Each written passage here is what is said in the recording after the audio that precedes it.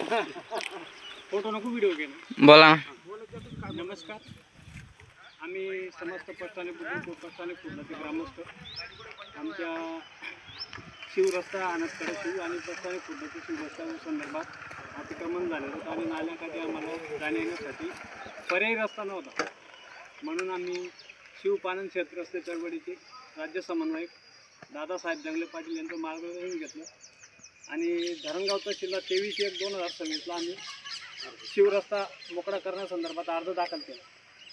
त्यात आमचे आदरणीय महेंद्रकुमार सोनवणे साहेबांनी दखल घेतली आणि आमचे सोनोजी बागचे मंडळ अधिकारी मोहन महाजन साहेब तसेच पस्ताने बुद्रुकचे ग्राम महसूल अधिकारी राकेश पवार साहेब यांनी आज 4/2/2026 रोजी प्रत्यक्ष स्थळ पाहणीला आले आणि त्यांच्या निर्देशनात आलं की यांना खरंच हा रस्ता सोयीचा आहे.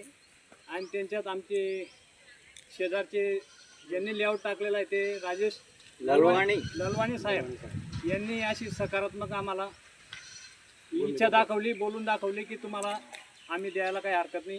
त्यांनी बी आम्हाला सहकार्य केलं. म्हणून आज आमच्या दोघं पस्ताने गावात एकदम आनंदाचं वातावरण आहे. आम्हाला येण्या जाण्यासाठी हा रस्ता खूप सोयीचा आहे. म्हणून आम्ही पस्ताने ग्रामस्थ समस्त ग्रामस्थांच्या वतीने आदरणीय दादासाहेब जंगले पाटील तसेच आमचे धरणगाव तहसीलचे सन्माननीय तहसीलदार साहेब महेंद्रकुमार सूर्यवंशी व मोहन महाजन साहेब आणि राकेश पवार साहेब ग्राम महसूल अधिकारी यांचे मानावे तेवढे आभार कमी आहे. आणि आमचा एकदम सामोपचाराने आज 4/2/2026 रोजी सर्वांच्या संमतीने तोडगा निघालेला आहे. यामुळे आम्ही सर्वांचे ग्रामस्थांच्या वतीने आभार व्यक्त करतो. ललवाणी आणि मुथा